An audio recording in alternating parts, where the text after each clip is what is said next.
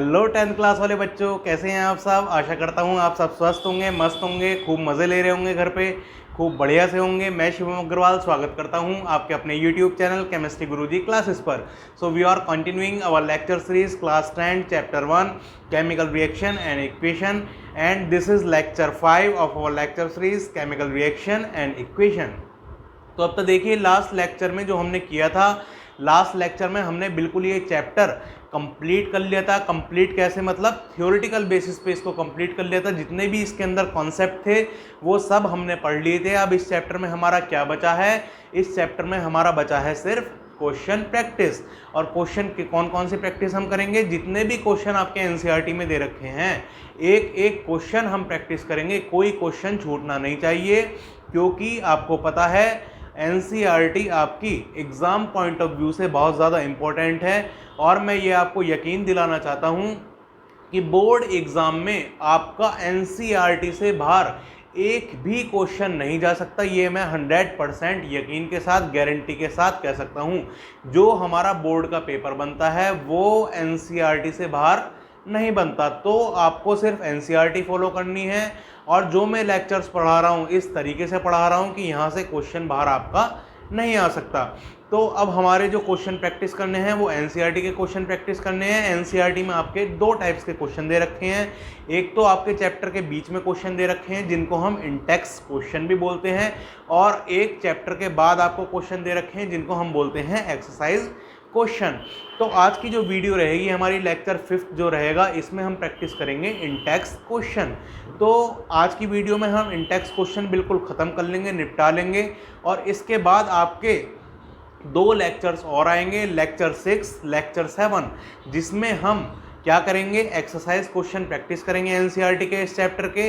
लगभग आपके 20 approx NCERT के क्वेश्चन है। तो एक लेक्चर में 10 क्वेश्चन का हम टारगेट लेके चलेंगे। इस तरीके से हम उन दोनों लेक्चर्स में एनसीईआरटी के क्वेश्चन बिल्कुल निपटा लेंगे। तो एनसीईआरटी के क्वेश्चन, इंटेक्स क्वेश्चन इस लेक्चर में हमको करने हैं। तो आपका बिना टाइम वेस्ट किए चलिए शुरू करते हैं। देखिए, जो लेक्चर है इसमें एनसीईआरटी के क्वेश्चन लिखने में ज़्यादा टाइम वेस्ट हो जाता है, तो इसी वजह से आपका भी टाइम वेस्ट ना हो और मेरा भी टाइम वेस्ट ना हो। एनसीईआरटी के क्वेश्चन मैं वीडियो में आपको यहाँ पर पेस्ट कर दूंगा। तो देखिए, फर्स्ट क्वेश्चन क्या है। फर्स्ट क्वेश्चन है आपके एनसीईआरटी का इंटेक्स का जो क्वेश्चन है, why should a magnesium ribbon be clean before burning in air. मतलब जो मैग्नीशियम रिबन है उसको एयर में जब बर्न करते हैं, मतलब उसका कंबशन करते हैं, तो उसको क्लीन क्यों किया जाता है। तो उसको क्लीन इसलिए किया जाता है क्योंकि जो मैग्नीशियम आपको पता है रिएक्टिव होता है। तो जो मैग्नीशियम की रिबन की सरफेस है वो ऑक्सीजन के साथ एकदम रिएक्ट कर लेती है, और उसके ऊपर मैग्नीशियम ऑक्साइड की लेयर जम जाती है। एक लेयर बन जाती है मैग्नीशियम रिबन के ऊपर मैग्नीशियम ऑक्साइड की। अब वो लेयर क्या करेगी, वो हिंडर्ड करेगी, उसको इतनी बढ़िया तरीके से जलने नहीं देगी, इतने बढ़िया तरीके से बर्न होने नहीं देगी। तो हम क्या करते हैं, उसको लेयर को पहले मैग्नीशियम रिबन को क्या कर देते हैं, साफ़ कर देते हैं, क्लीन कर देते हैं, जिससे वो लेयर हमारी मैग्नीशियम ऑक्साइड की ख़त्म हो जाए और रिबन हमारा बढ़िया तरीके से बर्न कर जाए। तो इस वजह से उसको हम क्लीन करते हैं। उसके बाद सेकंड क्वेश्चन है आपका, right the balance chemical equation. मतलब ये जो आपको इक्वेशन दे रखी है, केमिकल रिएक्शन दे रखी है, इनकी क्या करनी है, आपको बैलेंस केमिकल इक्वेशन लिखनी है। पहला क्या दे रखा है आपको, हाइड्रोजन प्लस क्लोरीन। ये क्वेश्चन नंबर 2 है आपका। ये क्या कह रहा है, hydrogen plus chlorine gives us hydrogen chloride. मतलब हाइड्रोजन और क्लोरीन आपस में कंबाइंड हो रहे हैं। हाइड्रोजन किस फॉर्म में होता है, H2 की मॉलिक्यूलर फॉर्म में होता है, और क्लोरीन किस फॉर्म में होता है, Cl2 की मॉलिक्यूलर फॉर्म में होता है। ठीक है, H2 और क्लोरीन, हाइड्रोजन क्लोरीन के साथ कंबाइंड हो रहा है, और क्या बना रहा है मेरा, हाइड्रोजन क्लोराइड। हाइड्रोजन क्लोराइड का फॉर्मूला क्या होता है, HCl। तो हाइड्रोजन और क्लोरीन हमारा कंबाइंड होकर क्या बना रहा है, हाइड्रोजन क्लोराइड HCl बना रहा है मेरा। अब इसकी हमें निकली है balance chemical equation. Balance chemical equation क्या होती है, रिएक्टेंट में जितने एटम है उतने ही एटम हमारे प्रोडक्ट में रहे, ना उससे ज़्यादा ना उससे कम। अब देखिए यहाँ पे कितने हाइड्रोजन है, 2 हाइड्रोजन है, लेकिन हाइड्रोजन यहाँ पे कितने हैं, 1 है। तो हम किसी नंबर से मल्टीप्लाई करेंगे, लेकिन मल्टीप्लाई किसको करना पड़ेगा, पूरे एक मॉलिक्यूल को, एक कंपाउंड को हम करते हैं।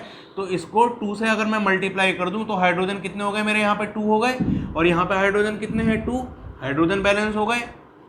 क्लोरीन को देख लीजिए, क्लोरीन यहाँ पे कितने हैं, 2 हैं, यहाँ पे क्लोरीन 1 × 2 2। तो ये हमारी इक्वेशन पूरी तरीके से बैलेंस हो चुकी है। ये हमारा सेकंड क्वेश्चन का फर्स्ट पार्ट हमने कर लिया है। सेकंड पार्ट में क्या कह रहा है, बेरियम क्लोराइड। सेकंड पार्ट में क्या कह रहा है, बेरियम क्लोराइड। बेरियम क्लोराइड का फॉर्मूला होता है हमारा BaCl2, ये हमारा बेरियम क्लोराइड का फॉर्मूला होता है। और फिर क्या कह रहा है, एल्युमिनियम सल्फेट। एल्युमिनियम सल्फेट का फॉर्मूला होता है हमारा Al2SO4 का होल थ्राइस, ये हमारा एल्युमिनियम सल्फेट का फॉर्मूला होता है। और क्या बना रहा है, ये बेरियम क्लोराइड एल्युमिनियम सल्फेट के साथ मिलकर क्या बना रहा है, हमारा बेरियम सल्फेट बना रहा है। बेरियम सल्फेट का जो फॉर्मूला होता है वो होता है हमारा BaSO4, और क्या बना रहा है, प्लस एल्युमिनियम क्लोराइड मतलब AlCl3। एल्युमिनियम क्लोराइड का फॉर्मूला होता है हमारा AlCl3। तो ये हमारी इक्वेशन है, बस इसको आप बैलेंस कर लेंगे। बैलेंस कैसे करेंगे, एल्युमिनियम देख लीजिए, एल्युमिनियम यहाँ पे कितने हैं, 2 हैं, और यहाँ पे एल्युमिनियम कितने हैं, सिर्फ 1 है। तो अगर मैं इसको 2 से मल्टीप्लाई कर दूँ यहाँ पे, तो एल्युमिनियम हमारे बैलेंस हो जाएंगे, यहाँ भी 2, यहाँ पे भी 2। अब देखिए 2 से मल्टीप्लाई करा, क्लोरीन कितने होगा, यहाँ पे Cl3 है, 3 को 2 से मल्टीप्लाई करेंगे मतलब 6। तो क्लोरीन इसमें कितने हैं, यहाँ पर 6 हैं, और यहाँ पे क्लोरीन कितने हैं, केवल 2 हैं। तो अगर मैं 2 को 3 से मल्टीप्लाई कर दूँ तो 6 हो जाएंगे। तो इस पूरे को मैं किससे मल्टीप्लाई करूँगा, 3 से मल्टीप्लाई कर दूंगा।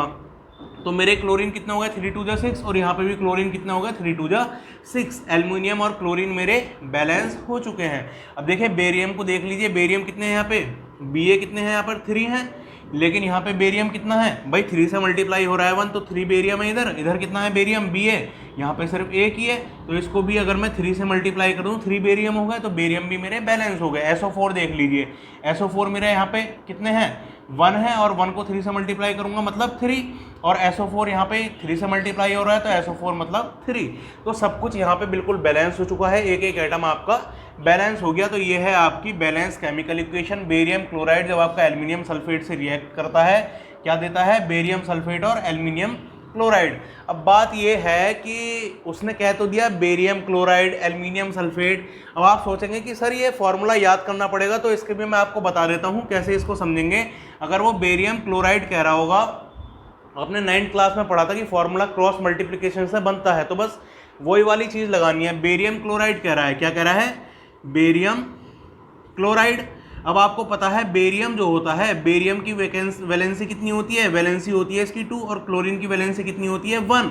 क्रॉस मल्टीप्लिकेशन कर दो, क्या बन गया हमारा, Ba, इसकी सरफेस में क्या आया, 1, और क्लोरीन की सरफेस में क्या आया हमारा, 2। तो इसको मैं ऐसे भी तो लिख सकता हूँ, BaCl2। तो यही हमारा फॉर्मूला हो गया। एल्युमिनियम सल्फेट का देख लो, जो एल्युमिनियम होता है हमारा, एल्युमिनियम यहाँ पे ज़्यादातर वैलेंसी या चार्ज लिखते हैं, तो एल्युमिनियम जो होता है, एल्युमिनियम को वैलेंसी क्या होती है, 3 होती है, या फिर इसमें चार्ज होता है +3। तो यहाँ पे क्या लिखेंगे, 3 लिखेंगे। जो SO4 होता है हमारा सल्फेट, सल्फेट पे जो चार्ज होता है वो होता है हमारा -2, तो इस पर 2 लिखेंगे। क्रॉस मल्टीप्लिकेशन कर दो, इसकी इससे, इसकी इससे।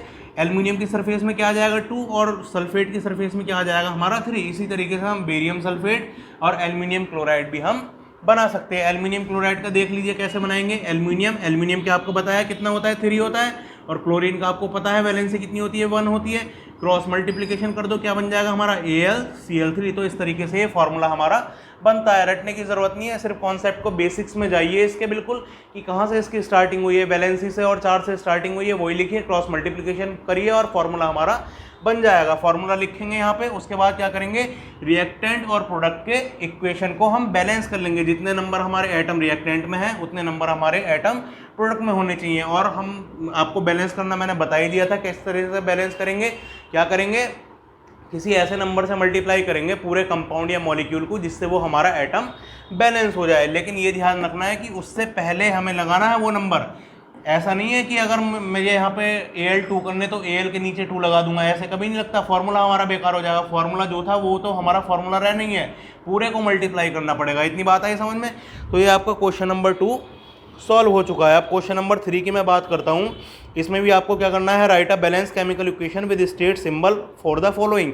बैलेंस केमिकल इक्वेशन बतानी है, लेकिन उनके स्टेट सिंबल भी लिखने हैं। स्टेट सिंबल मतलब जो आपकी किस स्टेट में प्रेजेंट है। ब्रैकेट में लिखते हैं ना, सॉलिड है तो ब्रैकेट में S लिख देते हैं, लिक्विड है तो ब्रैकेट में L लिख देते हैं, और अगर गैस है तो ब्रैकेट में G लिख देते हैं, और अगर एक्वस है, एक्वस मतलब वाटर में सॉल्युबल है, तो ब्रैकेट में क्या लिख देते हैं, AQ लिख देते हैं। तो देखिए इसको भी सॉल्व कर लेते हैं। क्वेश्चन नंबर 3 है आपका, क्या कह रहा है ये question number 3, right the balance chemical equation with state symbol for the following. First है आपका, क्या कह रहा है फर्स्ट में, solution of barium chloride. Barium chloride का भी बताया था आपको, BaCl3, ये मार्कर इसने दम तोड़ दिया है। दूसरा मार्कर ले लेते हैं, इसको बेचारे को हॉस्पिटल में भर्ती करना पड़ेगा। दूसरा मार्कर ले लेते हैं, हमारा क्या है, हमारा बेरियम क्लोराइड मतलब BaCl2। तो solution of barium chloride and sodium sulphate in water. Sodium sulphate मतलब Na2SO4, सोडियम सल्फेट। ये फॉर्मूला भी वैसे ही क्रॉस मल्टीप्लिकेशन से हम बना लेंगे। तो ये हमारा किस में दे रखा है, वाटर में दे रखा है। वाटर में सॉल्यूबल है मतलब एक्वस है ये। वाटर में जो भी सॉल्यूबल होगा उसको कौन सी स्टेट हम बोल देंगे, एक्वस। ठीक है, इसमें स्टेट मेंशन करनी है। उसके बाद कह रहा है react to give insoluble barium sulphate, और क्या बना रहा है हमारा, इनसॉल्यूबल बेरियम सल्फेट मतलब BaSO4, जो कि इनसॉल्यूबल है वाटर में, मतलब सॉलिड स्टेट में होगा वो। ठीक है, उसके बाद कह रहा है हमारा and the solution of sodium chloride, और सॉल्यूशन किसका बना रहा है हमारा, सोडियम क्लोराइड का हमारा सॉल्यूशन बना रहा है। मतलब सॉल्यूशन मतलब वाटर में सॉल्यूबल होगा, तो इसका मतलब एक्वस स्टेट में है वो। इतनी बात आई समझ में, ये हमने इक्वेशन लिख ली। अब क्या करना है, हमें बैलेंस करना है इस इक्वेशन को। इसको हम बैलेंस कैसे करेंगे, देखिए यहाँ पे सोडियम कितने हैं, 2 हैं, Na हमारे यहाँ पे 2 हैं, यहाँ पे सोडियम कितना है, 1 ही है। तो इसको मैं पूरे को 2 से मल्टीप्लाई कर दूंगा। कितने हो गए हमारे सोडियम, 2। क्लोरीन देख लीजिए, Cl × 2 मतलब 2 Cl हैं हमारे, यहाँ पे भी 2 Cl हैं, ठीक हो गया हमारा। बेरियम 1 है हमारा, यहाँ पे भी बेरियम 1 है। सल्फेट देख लीजिए, SO4 हमारा यहाँ है 1, यहाँ पे भी हमारा SO4 1 है। तो ये हमारी पूरी बैलेंस इक्वेशन हो गई। इक्वेशन पूरी लिख दी, इसको बैलेंस कर दिया, और इसकी स्टेट्स भी हमने मेंशन कर दी हैं। तो इस तरीके से हम इसको करना था। सेकंड पार्ट देख लीजिए, सेकंड पार्ट में क्या कह रहा है, sodium hydroxide solution in water. Sodium hydroxide का फॉर्मूला क्या होता है, सोडियम Na और हाइड्रोक्साइड OH। इसका फॉर्मूला होता है, सोडियम हाइड्रोक्साइड का फॉर्मूला NaOH, और वाटर में कह रहा है तो इसका मतलब इसकी स्टेट क्या है, एक्वस है। React with hydrochloric acid solution. Hydrochloric acid solution मतलब HCl, और सॉल्यूशन है तो ये भी मतलब हमारा एक्वस स्टेट में है। To produce sodium chloride and water, और क्या प्रोड्यूस कर रहा है ये, सोडियम क्लोराइड मतलब NaCl, और क्या प्रोड्यूस कर रहा है, वाटर मतलब H2O। तो इस तरीके से ये हमारा क्या प्रोड्यूस कर रहा है, sodium chloride and water produce कर रहा है। तो सोडियम क्लोराइड हमारा किस में आएगा, एक्वस स्टेट में, और वाटर भी हमारा, वाटर तो हमारा होता ही लिक्विड स्टेट में है। ठीक है, तो इस तरीके से हम इसको कर सकते हैं। अब देखिए ये इक्वेशन हमारी बैलेंस है या नहीं है, NaOH HCl NaCl H2O। देखिए Na हमारा 1 है, यहाँ पे भी Na हमारा 1 है, ऑक्सीजन हमारी 1 है, ऑक्सीजन हमारी 1 है, हाइड्रोजन हमारा 1 और 1 2, हाइड्रोजन हमारा 2 हो गए। इसमें हमारा क्लोरीन हमारा 1 हमारा क्लोरीन। तो सारे के सारे एटम हमारे बैलेंस है। ये इक्वेशन हमारी बैलेंस है। इक्वेशन भी लिख दिया हमने, बैलेंस भी कर दिया, और उसकी स्टेट भी हमने मेंशन कर दी। तो ये था आपका क्वेश्चन नंबर 3। नेक्स्ट क्वेश्चन देखते हैं, a solution of substance X is use for white washing. कोई हमारा सब्सटेंस X है, वो वाइट वॉशिंग के लिए यूज़ होता है। वाइट वॉशिंग मतलब दीवार पे जो वॉल पे हमारी सफ़ेद कलर पेंट मतलब पेंट किया जाता है या पुताई की जाती है, वाइट वॉशिंग उसको बोलते हैं। तो हमारा कौन सा बताया था मैंने वाइट वॉशिंग के लिए यूज़ होता है, हमारा चूना यूज़ होता है। चूना मतलब कैल्शियम ऑक्साइड, या फिर उसको क्विक लाइम भी बोल सकते हैं। क्या उसका फॉर्मूला होता है, फॉर्मूला उसका होता है CaO मतलब कैल्शियम ऑक्साइड मतलब क्विक लाइम, या फिर इसको चूना भी बोल सकते हैं। क्या किसके लिए यूज़ किया जाता है, ये वाइट वॉशिंग के लिए यूज़ किया जाता है। तो फर्स्ट में बोल रहा है name the substance X and right it's formula. बता देंगे कि सब्सटेंस क्या है हमारा, कैल्शियम ऑक्साइड है, या फिर क्विक लाइम भी कह सकते हैं इसको, और इसका फॉर्मूला लिख देंगे CaO। तो फर्स्ट का आपका ये आंसर हो गया। सेकंड का आंसर क्या होगा, right the reaction of substance X named in first above with water. ये जो हमारा सब्सटेंस X था, इसकी रिएक्शन किससे हमें बतानी है, वाटर से। तो ये रिएक्शन भी आपको मैंने करा रखी है। जब वाटर से ये क्विक लाइम रिएक्ट करता है, क्या बनाता है ये बनाता है हमारा स्लेक्ड लाइम, CaOH का होल ट्वाइस। क्या बोलेंगे इसको, कैल्शियम हाइड्रोक्साइड, या फिर इसको बोल देते हैं हम स्लेक्ड लाइम। क्या बन जाता है, स्लेक्ड लाइम। क्या है ये, क्विक लाइम। क्विक लाइम किससे रिएक्ट करता है, वाटर से रिएक्ट करता है और क्या बनाता है हमारा स्लेक्ट लाइम। तो इस तरीके से ये आपका क्वेश्चन भी सॉल्व हो गया है। नेक्स्ट क्वेश्चन देख लेते हैं। क्वेश्चन समझ में आ रहे हैं? क्वेश्चन कुछ नहीं है, सिर्फ रिएक्शन के ऊपर डिपेंड है। अब देखिए बैलेंस केमिकल इक्वेशन कितनी इंपॉर्टेंट हो रही है, ज़्यादातर क्वेश्चन वहीं से आ रहे हैं, नहीं आ रहे हैं? तो हमारी अनबैलेंस से बैलेंस केमिकल इक्वेशन करनी है इस चैप्टर में, बहुत इंपॉर्टेंट है, वो क्वेश्चन आपको मिलेगा ही मिलेगा। उसके बाद नेक्स्ट देख लीजिए, why is the amount of gas collected in one of the test tube double the amount of gas collected in other of on electrolysis of water, name the gas। ये कह रहा है जब हम इलेक्ट्रोलिसिस करते हैं वाटर की, किसकी इलेक्ट्रोलिसिस करते हैं? वाटर की, मतलब H2O की। जब हम इलेक्ट्रोलिसिस करते हैं तो हमारी एक टेस्ट ट्यूब में जो गैस मिलती है उसकी डबल गैस मिलती है हमारी दूसरी टेस्ट ट्यूब में। तो ऐसा क्यों होता है? और जो डबल गैस होती है, जो डबल मिलती है गैस, उस गैस का नाम बताइए। तो देखिए इलेक्ट्रोलिसिस ही करा लेते हैं हम। इलेक्ट्रोलिसिस में हमने देखा था, जब हम वाटर का इलेक्ट्रोलिसिस करते हैं, डिकम्पोजिशन रिएक्शन पड़ी थी उसमें हमने वाटर का इलेक्ट्रोलिसिस किया था। तो इलेक्ट्रोलिसिस में हमने देखा था वाटर जब इलेक्ट्रोलिसिस कराता है अपना तो किस में टूटता है? ये हाइड्रोजन और ऑक्सीजन गैस हमारी बनती है। तो क्या बनता है हमारा H2 + O2। अब इस इक्वेशन को बैलेंस कर लीजिए भाई, यहाँ पे हाइड्रोजन हमारे दो हैं, हाइड्रोजन हमारे दो हैं, सही हैं, लेकिन यहाँ पे ऑक्सीजन कितने हैं? दो हैं यहाँ पर, लेकिन यहाँ पे तो एक ही ऑक्सीजन है। तो इसको मुझे पूरे को 2 से मल्टीप्लाई करना पड़ेगा। अब ऑक्सीजन तो हमारे बैलेंस हो गए, लेकिन हाइड्रोजन गड़बड़ हो गए, नहीं हो गए भाई? यहाँ पे हाइड्रोजन अब कितने हो गए? 4, यहाँ पे कितने बचे? 2। तो इसको भी मैं 2 से मल्टीप्लाई कर दूंगा। तो अब देखो मेरे जितने हाइड्रोजन है उतने ही हमारे इधर रिएक्टेंट में है, उतने ही हमारे प्रोडक्ट में, जितनी ऑक्सीजन रिएक्टेंट में उतनी हमारी ऑक्सीजन प्रोडक्ट में। अब ये बिल्कुल बैलेंस केमिकल इक्वेशन है। तो इससे हमें क्या समझ में आ रहा है कि ऑक्सीजन जो हमारा वाटर है, वाटर के हाइड्रोलिसिस करने पर हमें हाइड्रोजन और ऑक्सीजन मिलती है, ये दोनों गैसेस हमें मिलती हैं। लेकिन ये भी तो दिख रहा है, ये हमारी 2 मिल रही है, तो ये हमारी कितनी मिल रही है? 1 मिल रही है। तो इनका रेशियो कितना है? 2:1। अगर हाइड्रोजन हमारी 2 है तो ऑक्सीजन कितनी मिल रही है? 1 मिल रही है। मान लीजिए अगर ये 200 ग्राम मिल रही है तो ये हमारी केवल 100 ग्राम मिल रही है। तो एक टेस्ट ट्यूब में अगर हमारा ऑक्सीजन जो है 1 मिलेगी तो हाइड्रोजन उससे डबल मिलेगी। क्यों? क्योंकि ये हमारा 2:1 में है। तो वो पूछ रहा था ना कि क्यों डबल होती है? क्यों? इसलिए डबल होती है क्योंकि इलेक्ट्रोलिसिस करने पर वाटर हमारा 2:1 में टूटता है, और 2:1 की वजह से ही हमारी हाइड्रोजन मिलती है डबल, और जो डबल मिलती है वो कौन सी गैस होगी? हमारी हाइड्रोजन गैस। तो ये इसका आंसर हो गया क्वेश्चन नंबर 5 जो था आपका। अब उसके बाद नेक्स्ट क्वेश्चन है आपका, नेक्स्ट क्वेश्चन कर लेते हैं। नेक्स्ट क्वेश्चन है आपका, why does the colour of next question है आपका, why does the colour of copper sulphate change when an iron. कोई क्वेश्चन मिस हो गया क्या आपका? 6, 7, 8। हाँ, why does the colour of copper sulphate change when an iron nail is dipped in it. ये कह रहा है जो हमारा कॉपर सल्फेट होता है, कॉपर सल्फेट CuSO4 कैसे कलर का होता है? ब्लू कलर का होता है। तो जो हमारा कॉपर सल्फेट है इसमें अगर हम क्या डिसॉल्व करेंगे?